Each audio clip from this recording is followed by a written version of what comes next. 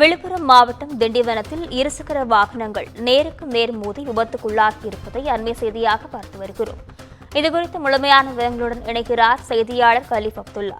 வணக்கம் கலீஃப் அப்துல்லா, விவரங்கள் என்ன பதிவு செய்யுங்க. வணக்கம். விழுப்புரம் மாவட்டம் திண்டிவனம் ரோஷனை பகுதியைச் சேர்ந்தவர் மஸ்தான் தனது இருசக்கர வாகனத்தில் திருவண்ணாமலை செஞ்சி சாலையில் சென்று கொண்டிருந்தார்.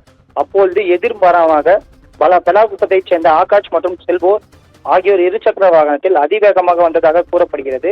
இவர்கள் மஸ்டான் வந்த இருசக்கர வாகனத்தில் மோதியுள்ளனர். இந்த விபத்தில் 3 பேர் படுகாயமடைந்து திண்டிவனம் அரசு பொது மருத்துவமனையில் சிகிச்சைக்காக சேர்க்கப்பட்டனர். அப்போது பெலாகுப்பம் பகுதியைச் சேர்ந்த செல்வம் என்ற வாலிபர் நிர்மலா என்ற செவிலியர் சிகிச்சை அளிக்க வந்தார்.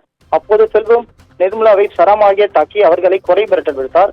இந்த சம்பவம் குறித்து போலீசார் வழக்கு பதிவு செய்து விசாரணை நடத்தி வருகின்றனர். மேலும் 3 பேர் மோதிக்கொள்ளும் பதபதைக்கும் சிசிடிவி காட்சி தற்போது வெளியாகி பரபரப்பை ஏற்படுத்தியுள்ளது. மேலும் செல்வம், ஆகாஷ் ஆகிய இருவரும் கஞ்சா போதையில் இருப்பதாக மருத்துவமனை தரப்பில் தெரிவித்த நிலையில் அவர்கள் இருவரின் ரத்த மாதிரியில் எடுக்கப்பட்டு மருத்துவமனை சோதனைக்கு அனுப்பி வைக்கப்பட்டுள்ளது. விவரங்களுக்கு நன்றி கலீஃப் அப்துல்லா.